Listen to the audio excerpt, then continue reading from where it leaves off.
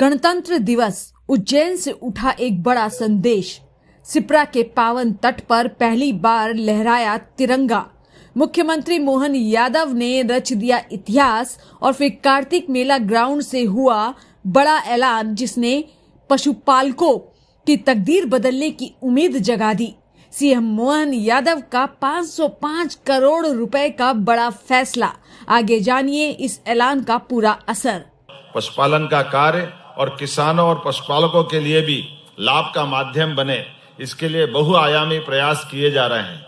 निराश्रित गोवंश के व्यवस्थापन के लिए गौशालाओं के प्रति गाय अनुदान 20 रुपए के स्थान पर 40 रुपया प्रति गोमाता करने का हमारी सरकार ने निर्णय किया है।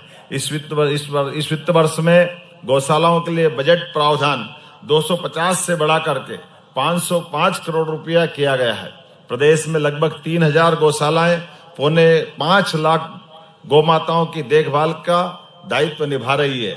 मछली उत्पादन के बेहतर प्रबंधन से प्रदेश को विशेष श्रेणी से उत्कृष्ट श्रेणी में आने का पुरस्कार मिला है।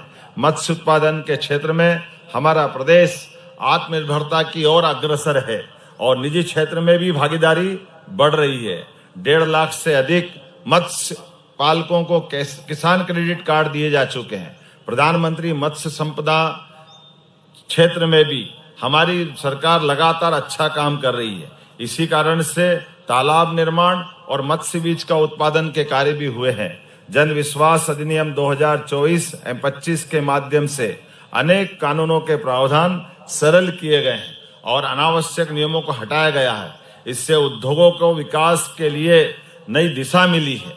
मैं आज इस अवसर पर बोल सकता हूं कि आज वर्ष 2025 जब हमने 2025 उद्योग और रोजगार वर्ष मनाया, जिसके माध्यम से ग्लोबल इन्वेस्टर समिट में आए निवेश प्रस्तावों में 1/3 प्रस्ताव जमीन पे उतारे जा चुके हैं। अन्य देशों के उद्योगपति भी मध्य प्रदेश में उद्योग लगाने के लिए अब रुचि ले रहे हैं।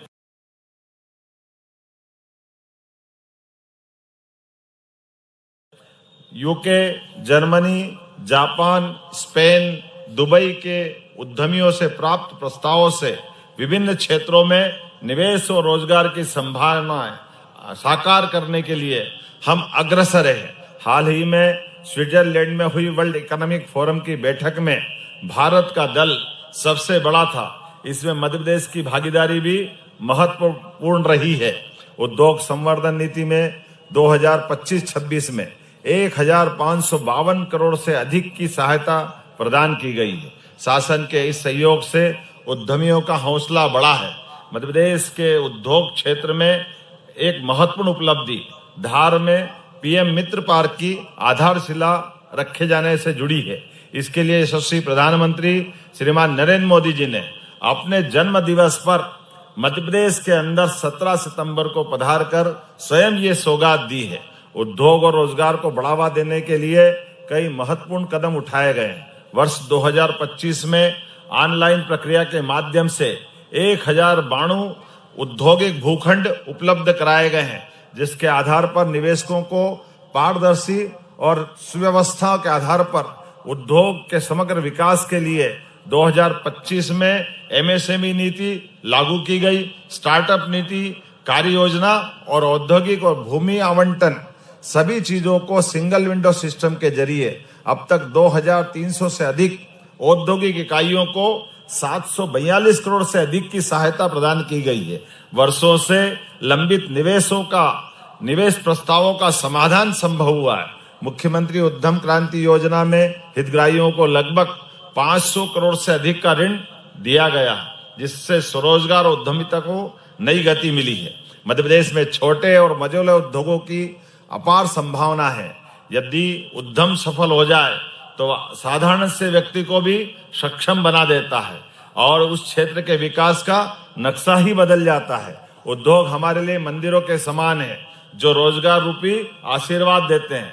प्रधानमंत्री रोजगार सृजन के अंतर्गत ग्रामीण उद्योगों की 572 इकाइयों को बैंकों के माध्यम से राशि उपलब्ध कराई गई, जिससे 2560 शिल्पियों को रोजगार मिला है।